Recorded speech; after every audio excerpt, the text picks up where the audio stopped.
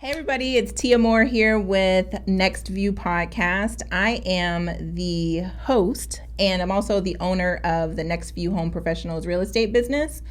We sell real estate here in Phoenix, Arizona to so many lovely different people, communities, businesses, and you name it.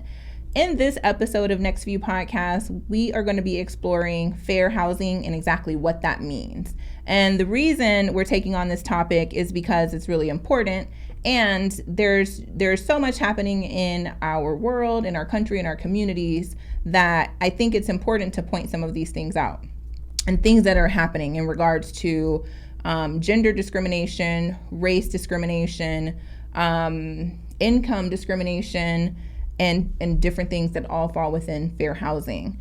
And like I said, this topic is really important to me because I'm seeing it, and then I'm also seeing things that within my own real estate community that are troubling to me, and I just wanted to bring these to the highlight and also educate the public so that they understand exactly how they should be treated and why, and the history of this treatment. So in this episode, we're going to talk about the history of redlining. Like I said, we're going to talk about fair housing, equal housing opportunity, and what that means and who it applies to. We are going to talk about rental complaints on and fair housing or equal housing opportunity complaints. We're going to talk about, that's pretty much it. So I'm going to, I realize it can be a touchy subject for some people. And so what I want to read a quote that somebody posted on my Facebook page, and I loved it. And I just want to read it because I think it's if you're thinking about turning off this episode, it's an opportunity to engage you to stay and listen through the whole thing because I may surprise you. So the quote is, "In order to empathize with someone's experience, you must be willing to believe them as they see it and not how you imagine their experience to be." And that's a quote by Brene Brown. And I think that quote is so important because a lot of times when a person explains their experience or a group of people explain their experience, sometimes it can be a natural reaction to simply become defensive and think for some reason they may be talking about you, or you may take it super personal. And I think in this world, we need to sometimes take ourselves out of the situation and just listen to that person. Sometimes it's just not about you. It's not about that person. It's about that person, and you need to take the time to simply listen to them to see if you can find a way to be supportive or to be helpful. And if you can't, that's okay too, but you at least need to listen to their experience and not discredit what they're saying to you just because it may be different than your own experience. So anyway, I hope you like that quote. Feel free to take it. Like I said, it's not mine, it's from Brene Brown. But I wanted to start off with talking about equal housing opportunity and what that means and how that originated. So it refers to the idea that all persons should be granted equal opportunities when it comes to renting and purchasing property, real property. And so this is usually in reference to anti-discrimination policies and laws that have been set forth by the federal government. Now, I always like to tell people, a law doesn't necessarily change feelings. For example, we text and drive sometimes. If I'm used to driving down the street and texting while I'm driving, and then today there's now a new law that's put into place that says you can't text and drive.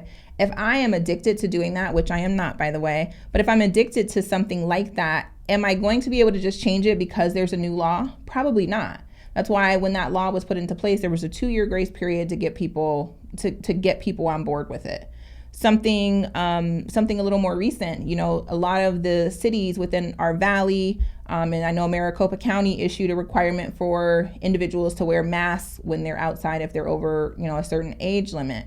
And people are having the hardest time agreeing to wear a mask for a variety of different reasons. Some of them personal, some of them medical, some of them political. But either way, whatever that reasoning is, even though a rule or guideline or law has been put into place, that doesn't necessarily change hearts and minds, right? So I say that to say that just because we have fair housing laws, it just doesn't mean that everybody is on board with that. And throughout this episode, I'm going to give you different examples of that. And I also have a guest that I'll bring on. Her name is Tasha, and she's a mortgage underwriter, has been for a really long time. And so to get her outlook on, what she sees in the industry as an underwriter, somebody that doesn't have the face-to-face experience, and how she sees discrimination possibly happening for different people. So in going back to fair housing and the policies that were put into place, the protected classes are race, color, national origin, sex, familial status, and disability. So you can't discriminate against people for any of those reasons. And it does cover most houses, with the exception of very limited circumstances. And that's owner-occupied buildings with no more than 4 units, single-family houses sold or rented by the owner with the use of an agent. So as a real estate agent, any transaction that I'm a part of, that my client is going to have to understand that I uphold fair housing laws. Not only do I do that because it's the law, but I also do it because it's the right thing to do more morally, right? We don't want to discriminate against people for whatever their circumstances. If they have the ability to afford a home and they want to purchase it, my job is to help them be able to do that. I do know I have had clients where, there was definitely some discrimination there. When it came to race. I was working with a couple before, 2 professionals, African American, and they made an offer on a home. It was a full price offer, and then it turned out that their offer was declined by the seller. We never truly knew the understanding why. The agent just called me and said, "I'm going to apologize. They're not going to respond to this offer, and because of their feelings, I also have to cancel the listing." So as real estate agents, we are held to that type of standard. So if a client tells us that they don't want to, accept somebody's offer because they're Black or they're, Hispanic or whatever the case might be, then we do have an obligation to cut and sever ties there. And if we don't, then we also have, we can have legal reprimand for that same thing. So it happens. I mean, it happens. And again, just because it's the law doesn't mean somebody's going to uphold it. And so somebody else listed that house. I don't know how the conversation went. I don't know with the new agent that they hired. I don't know. I don't know how it was explained, but it's really interesting to see, the different contrasts. One agent stood on integrity. She stood with the law. And she canceled that listing because that's what she had to do. Because there's no reason why somebody makes a full price offer on your home and you choose not to accept it. It's kind of strange. Usually with showings, you don't see the owner, the buyer and the seller, they don't meet. But in this case, we did meet them. And quite frankly, it was probably one of the strangest showings I've ever seen. But anyway, so these things do happen. You think of the situation in Michigan where there was a gentleman that had his, and I use that word loosely, there was a man who had his house for sale. He also happened to be a police officer. And when the family and their realtor were touring the house, he had framed on his wall his Ku Klux Klan application. And, immediately that buyer was offended. They obviously didn't want to purchase that home. And they also made a complaint. As realtors, we do tour the homes, we do go through the properties. And so that agent that listed that house had an opportunity to correct that situation before it escalated, or possibly not taking that listing if it was going to be, an issue in that thing. So anyway, those are just a couple of examples that I can share with you from my perspective. And I have some other ones later on too, but these things do happen. And it's not just race or nationality. It also happens with income and with gender and with disability and income types. And so I'll go over some statistics with you guys so you can see, so you can have reference. Everything that I tell you, you can completely research on your own. I'm not giving you anecdotal anecdotal information, with the exception of my own personal stories, which I prefaced when I explained that to you. But but anything that I talk about as far as laws and statistics, all of that you can go find yourself online. And I'm happy to cite my sources. If you guys have any questions, you're more than welcome to reach out to me about it. Some examples of these types of discrimination within race, color, religion, sex, disability, familial status, or national origin include refusing to rent or sell to a house to a person, which I gave you those examples. Refuse to negotiate for housing, or make housing unavailable, setting different terms or conditions or privileges for the sale or rental of that dwelling. So for example, if you said, okay, for this person, I would charge this amount, but because you don't share my background, this is what I'm going to charge you. Or, because you're a single woman, I'm going to charge you this price, but because you're a married couple, I'm going to charge you this price. You just can't do those things. Provide a person with I talked to you guys about that already. Falsely deny that housing is available for inspection, sale, or rental. And then make, print, or publish any notice, statement, or advertisement with respect to sale, rental of a dwelling that indicates any type of preference, limitation, or discrimination. So I don't know how many of you guys know this, but in real estate, whether we're realtors or loan officers, our advertising can't be discriminatory in any kind of way.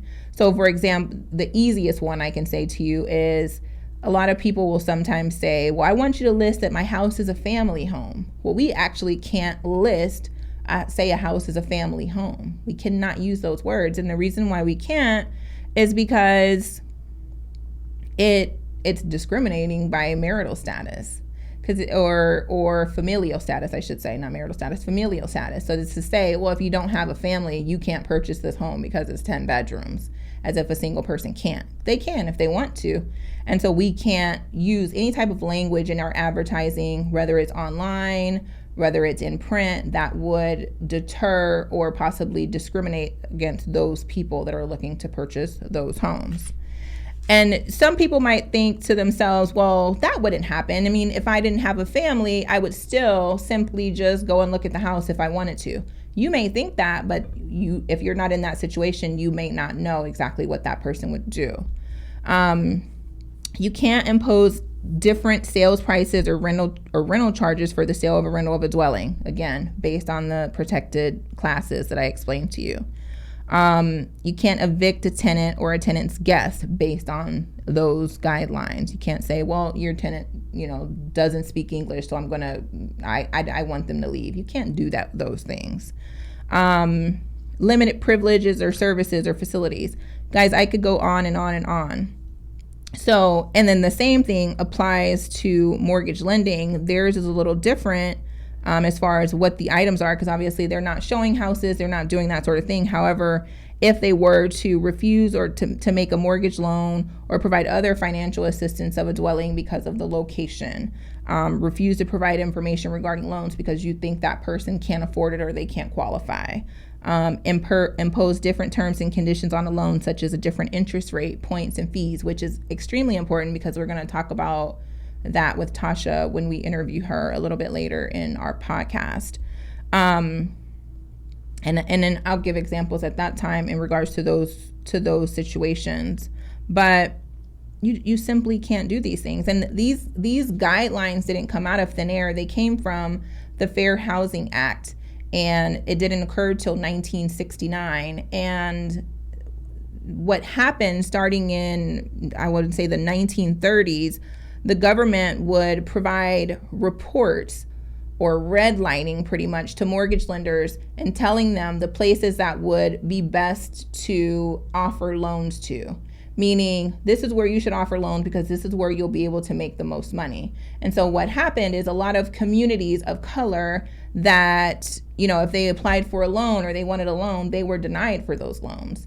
And we all know that a lot of people take home equity and they use it to send their kids to college, or maybe they use their home equity to build a business. Ultimately, we're looking for ways to advance our lives, or the lives of the people that we love. And if from 1930 to 1969, these people were denied loans because of simply where they lived. That creates a significant economic impact on the people that lived in those communities. What's interesting too about redlined communities, which you can look this up too, because NPR did a study on it, is that the communities that were redlined, if you compare it to communities that were not today, there's a massive disparity in equity. So for example, if you take a neighborhood that was redlined versus a neighborhood that wasn't, there's almost about a $250,000 difference in the value of homes compared to the two communities just because of redlining. The other interesting factor in that study showed that communities that were redlined tend to have less amenities. And when I say amenities, I'm not even talking about luxury amenities. I'm talking about trees. Something as simple as trees and parks for kids to play in. And why is that important? Well, the more trees you have, the cooler it is. So, you tend to see these communities that have a lot of cement, but they don't have as many trees. And what happens, those communities end up in having higher temperatures. Those higher temperatures also affect how people are able to cope. And it affects their health. There's no parks, there's nowhere to go up. There's not a lot of businesses that we're building in those communities that are still recovering. And that has a huge impact on a community and how they're able to thrive and move forward. So what happens is you either have one of two things. You have people that have stayed in these communities, actually one of three things. People who have stayed in these communities and they've toughed it out because they've been there for a long time. You have people that move out of the community and maybe they'll move into a suburb, which could they possibly face discrimination if it's completely segregated? Possibly, because our cities are heavily segregated, not legally, but people tend to self-segregate.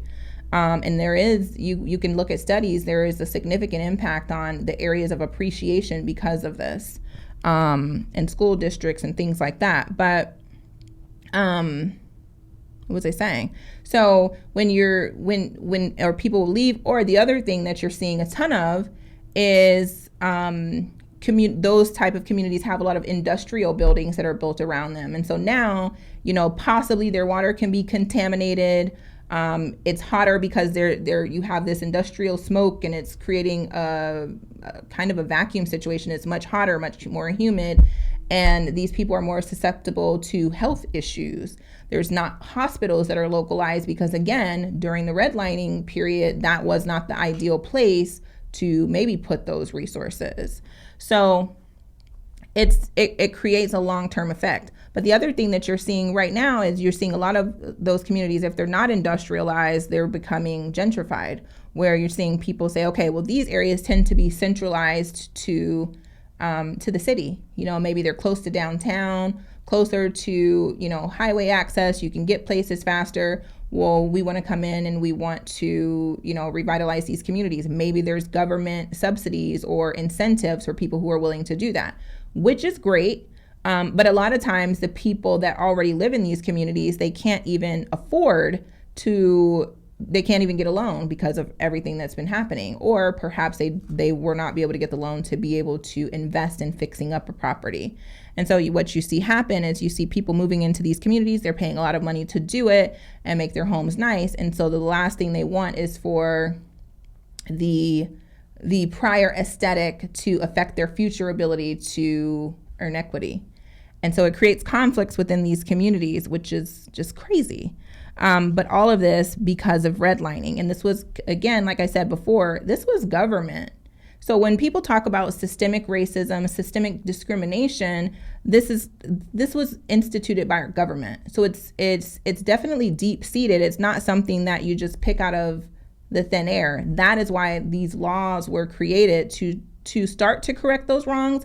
But it's really hard to do that when you're constantly starting from 30 years behind the line. And I'm not telling you this as a complaint. I'm telling you this so that you can be aware and you can understand that if you choose to, move into a community that's being gentrified, if you choose to work in a community or build a business, you need to understand where you're going, the history of it, and why and what's happening. And you definitely need to leave discrimination behind you. It should not be a part of your life ultimately.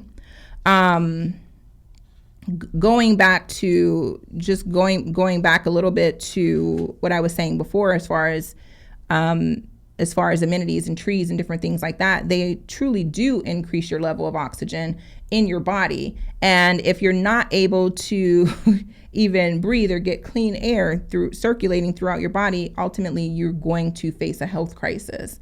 And if you look at what's happening with the COVID-19, the communities that are most affected are communities in African American community and the Hispanic communities, and a lot of it can be tied to this, you guys. And so it's something that you should truly be taking serious. The other thing that happens is, we have the housing and urban development that's required to, enforce fair housing laws and do research and make sure they're understanding exactly what's happening in these communities.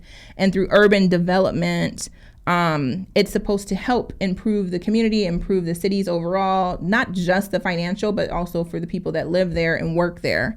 And what we're seeing is that a lot of complaints that are going to HUD are not being logged. A lot of the complaints are going to different housing agencies that specialize in fair housing issues. And I'm sorry if you hear background, I keep hitting the table. But there is the National Fair Housing Alliance, NFHA. They did a 2018 study where they were looking at discrimination complaints in just 2018, and they were up by 8%. So over 31,000 people complained that they had been discriminated against in regards to in their search for housing. Where in Southwest specifically, so in Arizona and other Southwest cities, we had close to 3,200 complaints, which is a pretty high number. They started tracking these numbers back in 1995, and the fact that they're seeing these numbers go up is definitely a backward is definitely a backward trend. You ultimately, when you see these laws going into place, you see people being familiarized with each other more so because of the internet, because of social media. Ultimately, this should go down, but it's ultimately creating a higher rate of discrimination. So some of the complaints that have been logged that have been based on race, I would say, at least based on the reporting, you had over 40% that were specific to race. Specific to disability, you had, a significant number, familial status, sex, national origin, but race was the number one. Race and disability were number one and number two. And even military, people have been discriminating based on a veteran or military status. And I can tell you, I see it. People get an offer on their house and it's a VA loan, and they automatically get defensive and they're afraid of what's going to happen because of these crazy stories they see in regards to VA loans. And I've even seen it in the real estate community because, realtors tend to put information out there that may or may not be fair housing violations. A lot of times it is, especially I've seen it in the last month or so. I've seen it go up quite a bit. I mean, I literally have a whole stack of paper of different things that realtors are saying that are definitely discriminatory, and they're saying it publicly, which is nuts. But people are being discriminated against because of military status, because of their source of income or receiving rental assistance. I can tell you from looking at Nextdoor, I see it all day long where people are complaining about Section 8 recipients and the fact that they receive assistance and different ways of discriminating against them in their communities. Or age or student status. Sexual orientation is a huge complaint, which unfortunately is not a protected status, but it is. So people are complaining. My guess is the law will need to change in order to start the process of decreasing these numbers. But again, it hasn't necessarily happened within the last few years compared to the, based on the 2018 study. There's also complaints because people retaliate when they bring up that something is a fair housing issue, which also is a big thing. So I implore you to go and look up the report by the National Fair Housing Allowance so that you can see for yourself exactly what people are doing. I can tell you, or what people are complaining about. I can tell you from a real estate perspective, we build our business to be as diverse as possible, as inclusive as possible. And that is not only with the people that we hire, the people that we work with, the people that we partner with, but also our clients. Like, we are very welcoming. We want to work with all different kinds of people because the more diverse our circle becomes, the better educated we become as human beings. And I truly feel that I run a business that way because I care. I just like to know different things. I like to know a whole lot of things about I like to know a little bit about a whole lot of things because, one, I just feel like having that information, it allows you to connect with people in a different way. And it also allows me to just simply broaden my horizons. When I travel, when I go places, it allows me to connect with people because I'm understanding them from where they are coming from. And I understand that not everybody has that same thought process. But I bring this up because, as I mentioned, in my real estate community, I've just seen language and conversations that don't sit right with me. For example, there is a multiple listing service or realtor board that recently outlawed, or I can't say outlawed, but they recently said that the use of master bedroom is no longer an option in their MLS. And what that means is, ultimately, people say the biggest bedroom in the house, they usually label it the master bedroom. It usually has the larger bedroom, and it usually has the best location in the house, and it usually has an attached bathroom, at least in Arizona. And so this was an MLS in Texas, and they said, okay, we're no longer using that. We can use primary bedroom, or we can use like owner suite, different things like that. Quite frankly, I've seen builders using it in Arizona. They say owner suite. They've been saying it for a long time. So it's been being socialized for quite some time. However, this MLS decided to make a policy in regards to that term. And I was on a realtor thread and just seeing different people share it. And I thought it was funny because people were so outraged that they could not say the word master bedroom. They were so offended, and everybody immediately jumped to saying, okay, well, it must have something to do with slavery. I don't think a master in slavery, I don't think that people are going to think of it that way. Well, ultimately, I want you guys to know that it has nothing to do with slavery.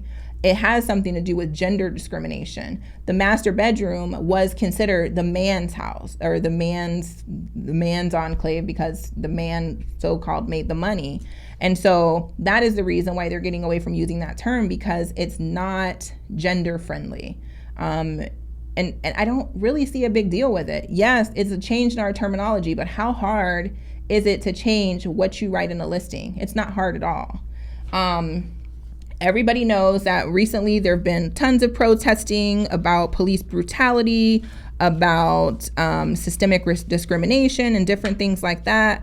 And, just me seeing comments, it makes me wonder how many people have worked with somebody that truly didn't care about them or their community or how they treated them, because they had these set of beliefs that are immovable. And my question is, I think it's okay to have beliefs that you might feel are immovable. I find myself being very fluid with a lot of things except for morality.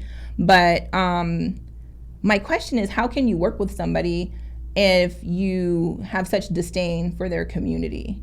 And as a professional that works with the public, how can you truly do that? And I'm not asking this in an attacking way. I'm simply asking this in a way that I really want to know. Because if you can make comments and saying things like, these protesters are clearly un-American, which I thought was probably the most PG of many of the comments that I've seen online. Last I heard, protesting was the First Amendment, and that is, you can't get more American than that. But apparently that's not true for some realtors, because a lot of people liked it too.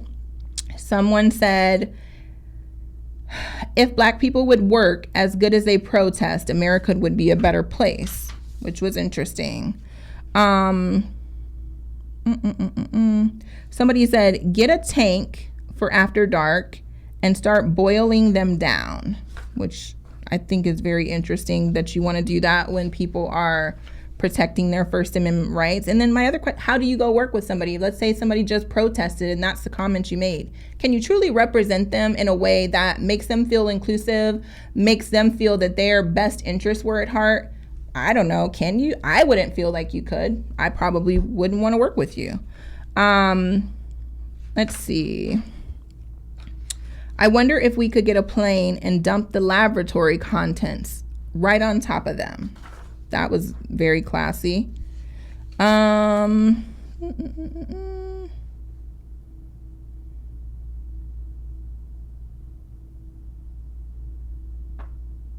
It says, how many Black lives mattered at Planned Parenthood, which I thought was a very interesting comment to make.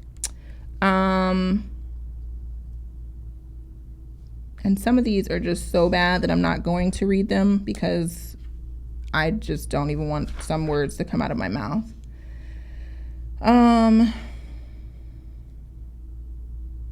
When we say master, we're not talking about slaves. It's so ridiculous. Just get over slavery by now, which, like I told you guys before, the master bedroom had nothing to do with slavery. It has to do with gender. One person said, I'm white, so I'm privileged. Not my fault I was born white. I was just the fastest swimmer. Maybe next time you choose different parents. I don't know. I thought that was very classy. One person said, at this point, we need to treat these people like enemy combatants. And what's interesting is one person posted something in regards to Muslims, and this is a realtor. She posted something in regards to Muslims, and my assistant corrected her and showed her that what she wrote was false. And she said, well, I don't care because I don't like her politics. So she was going to leave it up there because she just didn't like the politics. So she didn't mind smearing a person's name or their person because she didn't like their religion. So that was very interesting. So as a real estate community, I think that we are held to a higher standard, and we should be, because we work with the public. The same applies with loan officers, with lenders, and I think that failing to do so should result in you leaving the industry, quite frankly. If you cannot work with all people, if you cannot be inclusive, then you really should just go and find a different job or something else. I don't know. But you can't tell me you're an objective human being if you go and actually write these comments on the internet. And so I question, if you're writing these on the internet, what do you say when you come into contact with people? What do you say when a person comes into your open house and they have a different background or a different religion or a different nationality or race, or maybe they speak a different language than you? How do you treat those people? Because you can't tell me you're treating them fairly if this is what you put on your social media and you're really comfortable and confident about it too, which is the most disgusting thing that I've ever seen in my life. So going back to what I opened the podcast with, we can have laws and we can change things from a legal perspective, but we can't systematically change until people change, until people are held accountable for the things that they do, for how they treat people and how they're impacting people. Some may think it's something small, some may not think about it at all because they truly don't care. But I think that, in order for our country to move forward, in order for us to grow, it does need to change. And again, a law isn't going to do it. It's going to happen with people. And for you to say it's not systematic, you're just completely wrong. And you can go and look at the comments. You can go to your Google. You can look at the statistics. You can look at the reports. And I think you will realize that I'm right. I'm sure that there will be some people that make comments on this podcast and they're going to have a completely different agreement. And I'm okay with that because I know that everything I've told you has been fact-based. So if you are going to dispute anything that I say, make sure that you come with me and you come with facts. And if you truly want to learn, you truly want to get more information, and you truly want to grow from this, then I think that's a great step. And I invite you to reach out to me, and we can work together and find ways where we can make our community a better place and more inclusive. So we have a special guest in studio. It's a good friend of mine, Tasha. She is a mortgage underwriter, and I asked her to be our guest today so she could talk to us a little bit about what she experiences as an underwriter, some things that she sees where we still have some improvements to make within our system, and how she points out things that could be discriminatory. Tasha, thank you for joining. Thank you for having me. How are you doing today? I am good. I am good. Good. Hanging in here. Good. So it's really interesting because I have had experiences with clients where we really had to fight to get their loan approval, and they were completely qualified. And I had one situation in particular with a gentleman, and they didn't want to approve his loan because they thought he would quit his job in the future. And so it was just the most strange thing.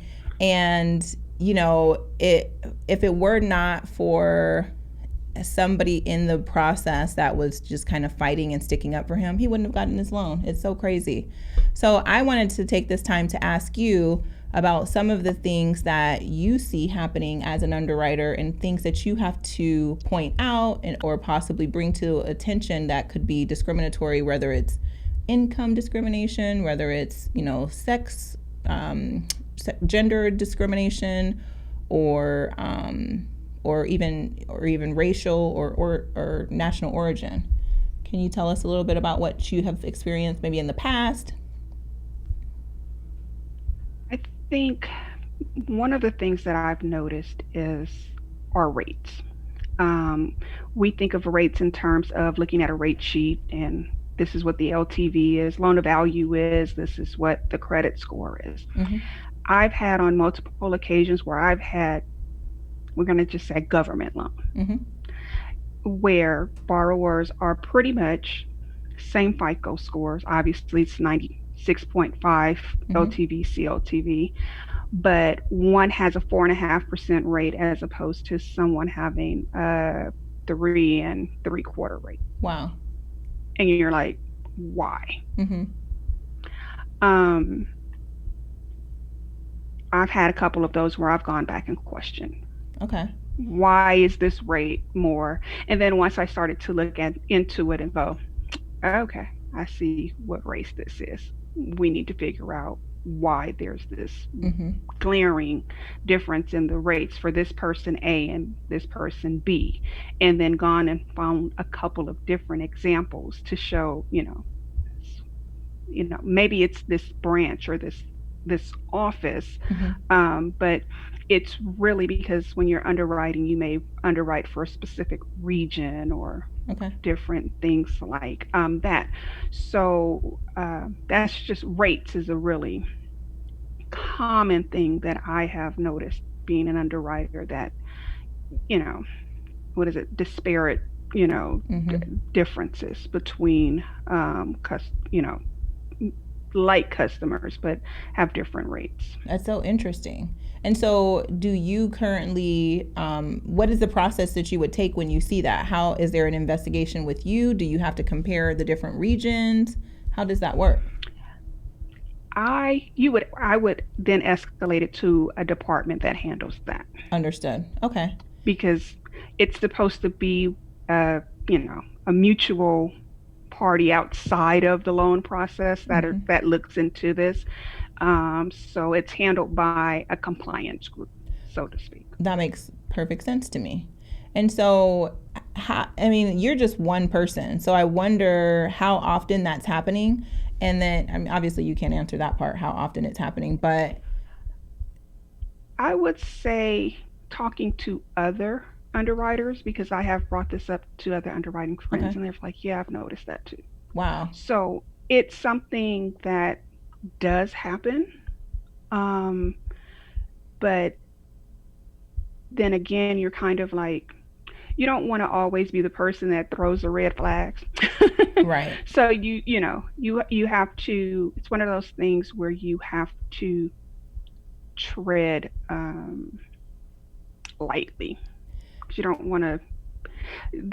That turns into a whole different segment of this show, Got it. but I understand. um, but going into the client you had as well, that someone had to fight for it. Mm-hmm.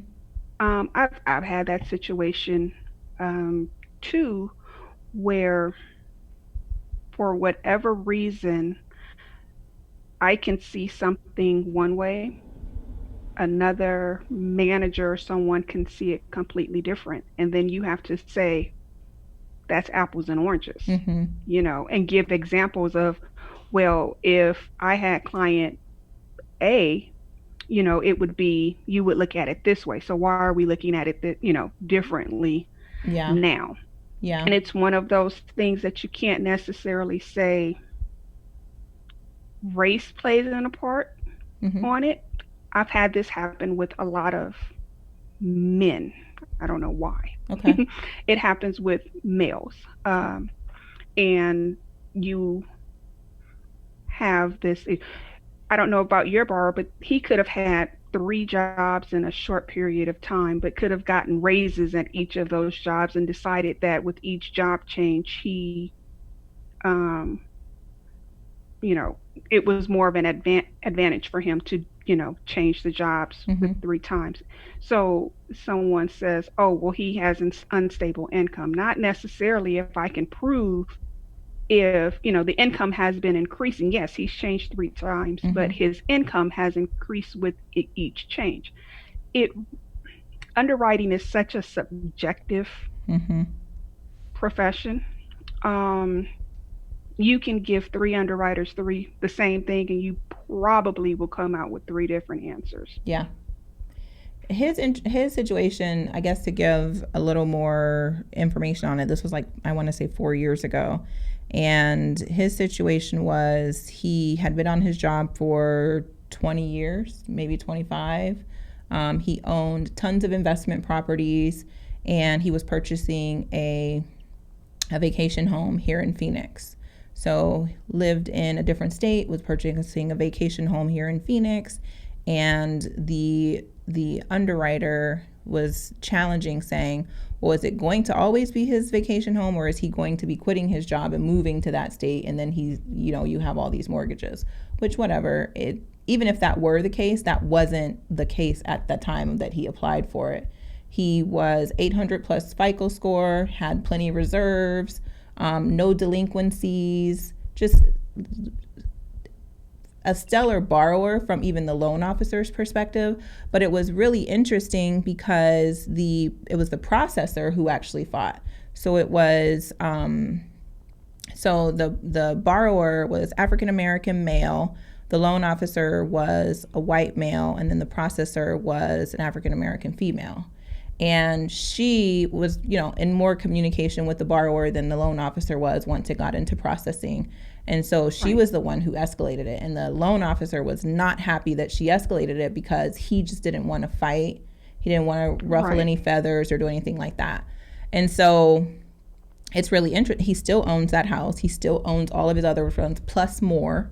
Right. A substantial real estate portfolio. And keep in mind, that was the only one that had a loan. None of the other ones even Right. had loans on them, which is even more funny. And so,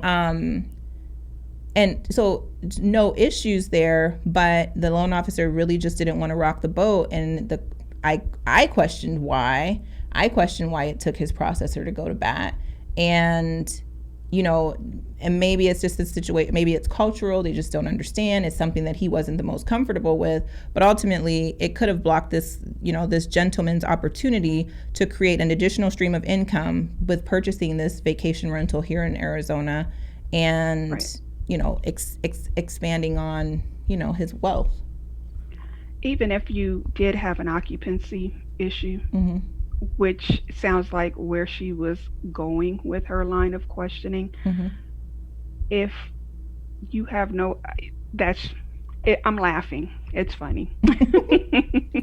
Yeah, but she kept saying, well, I think he's going to quit his job. I think that's what he's going to do, and then he's going to have this other property. And it was We just can't so, I know. think. And that You was the know, processor's argument.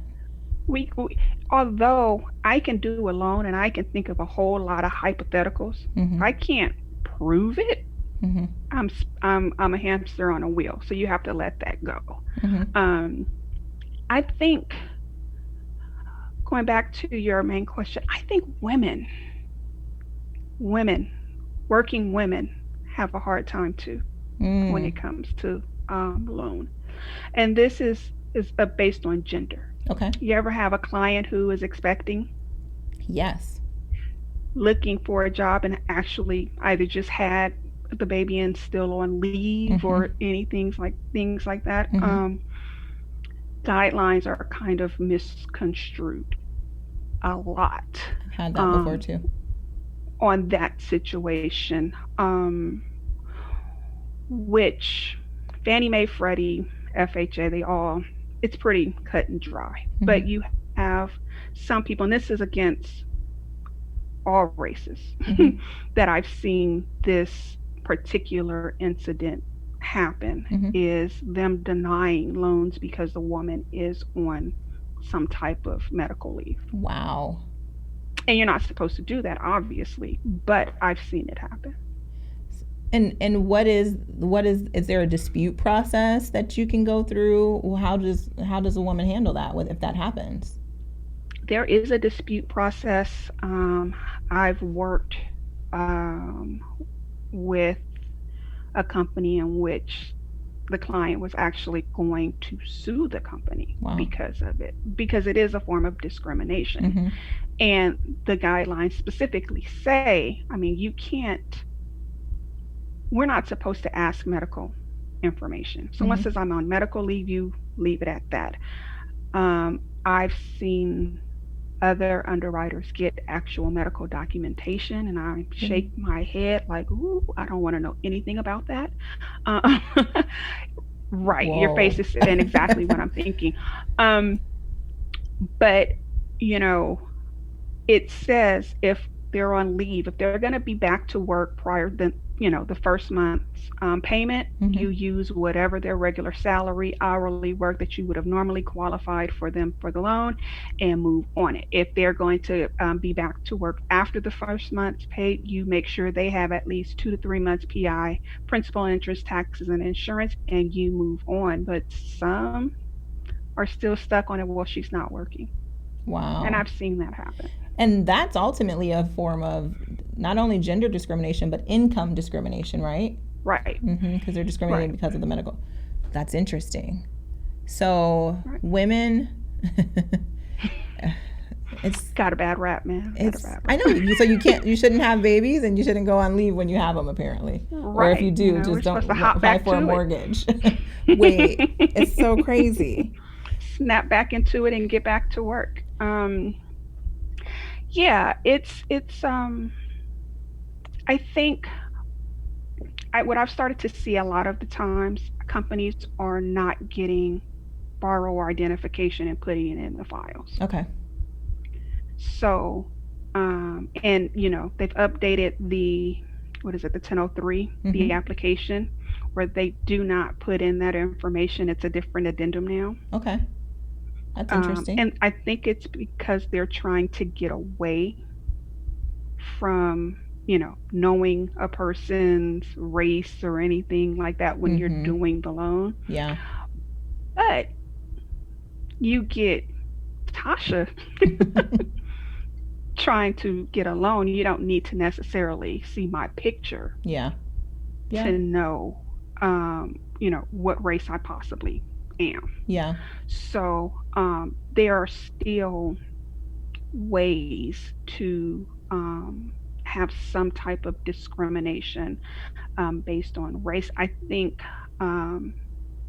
what I've noticed is that a lot of loan officers are not in, or companies are not in locations of where there's a lot of minorities, Got it.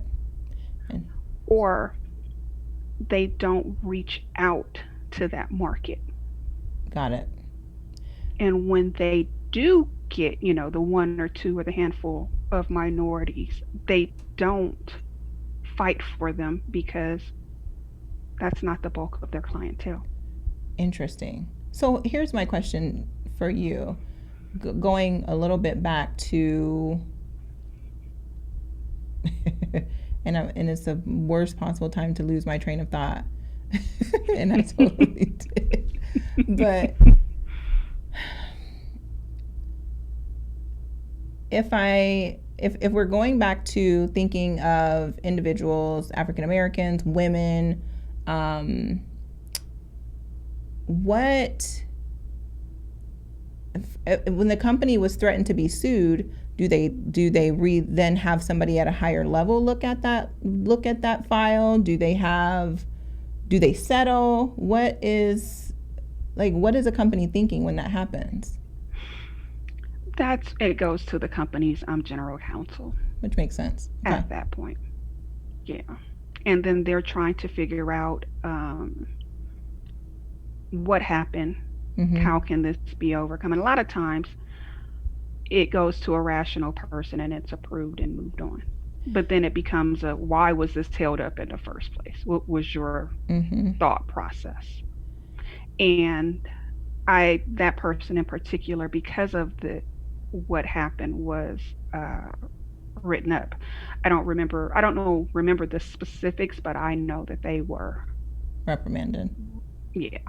So as far as, let's say you have a white borrower, black borrower, and you see that there's their files look pretty much the same as far as credit score, job history, that kind of thing, and they have two different rates. And let's say the African American person has a higher rate. How do loan officers get a higher incentive and pay for a higher interest rate for a different individual? What is how do they determine the rate that goes to each person? Well, if I'm not mistaken, your rate is built into your cost. Mm-hmm. So if you're getting a higher rate, that means your loan fees are going to be higher. Got it. So it's not necessary. You're just paying more fees. Not only do you have a higher rate, you're also paying more fees on your loan. Which means the loan officer does make more money by charging more fees to that borrower. Right. And a lot of times, I'm just going to say this from experience, just knowing people, knowing family members, knowing friends, they may not know to question that seems a little bit high if they don't have the experience in that area. And so that's why they are stuck with that rate. Correct. Got it. Because I actually asked that same rate, that same question on my last refinance on my own loan. Mm-hmm. I was quoted, we got 3.5% rate, which is low. Mm-hmm. But as an underwriter, I'm underwriting 3.25. Yep. We both have high 700 scores, good jobs. Mm-hmm. Why am I at 3.5% and I'm underwriting loans with comparable borrowers and they're getting lower rates? Mm-hmm. And don't tell me about a discount fee, because I don't need to have a discount fee in order to get the 3.5 rate. I should qualify on my credit score alone. Mm-hmm. So I did an inquiry on my own loan. and so what ended up happening with that? Did you get the lower rate? I got the lower rate because you knew to ask, and because I knew that. Mm-hmm. Which reading and knowing the process for our community becomes important. Mm-hmm. I think education as a whole on credit, obtaining a mortgage, yep, all of that is something that is needed in our community. Mm-hmm. I know to read and look at these things because I work in this industry. And you read a know lot. These things because you work in this industry. And we read and ask questions. And we read and yeah. And I mean, I think even through my process, I called and asked you a couple questions. Mm-hmm. Yep. Because, I remember. I know what I'm good at and I know what I'm not good at. Mm-hmm. But I think the education part is crucial to our communities, and we don't have that. I was there's only maybe three other people in my family who owns a home. Wow. How many generations of our kids don't have that? Mm-hmm. Yep. So, it's crucial that as a young age we start to explaining these things. And even you're not too young, you're not too old to learn a new thing. I No. think the education piece on how to read and looking before we sign stuff, not Mm-hmm. just taking someone's word Mm-hmm. on what it is when we are making big financial decisions like this. And it starts with reading when you're making little financial decisions. It creates Well, a yes, trend, right? And right. so I completely agree with you. You have to read through it. And if you feel like you're stuck, you need to ask somebody to help you. Yes. Yep. Um, it's very important because we get so happy that we're being given the opportunity that everything else, Falls by the wayside. yeah, you Mm-hmm. don't care. You just see the price. Yeah. Yep. And then it's not till years later that you realize, uh-oh, what did I sign? Mm-hmm. That was very evident. What was it, 2006 through 2008, when everyone was getting the ARM loans, Yes. and we all see how that happened. Mm-hmm. Yep. Nobody was reading, and or they saw the cash. This is what I'm going to get out of a refi, or whether it was a purchase, whatever, and move forward. And move forward. Oh yeah, you know what? You're right. I will be getting raises, Mm-hmm. in the next couple of years. So as the rate, changes, or you know what, I can refinance and I'll be okay. Yep. And nobody was And okay. yeah, Most people weren't, I should say. yeah, most people. Great points. Or I think the biggest takeaway is from our discussion is education, not be afraid to ask questions, and understand that you may not know everything. And to be, right. because you need to have a resource. And if you don't feel like you have a resource, if you're working with in a loan purchase with, professionals, with a realtor, with a loan officer, you demand that they explain these things to you, that they can answer these questions for you. And if they can't answer them, you need to be questioning if you're working with the right professionals or not. Correct. Yep. Correct. Because you Awesome. should be able to question anything in that loan process, because that's a lot of money.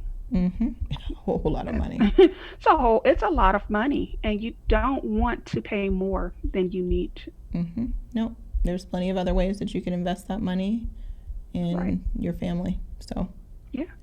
thank you Yeah. so much, Tasha, for joining me You're today. so I welcome. I appreciate it. appreciate. That's the end of this episode of NextView Podcast. Thank you so much for tuning in. Until next time, see you later.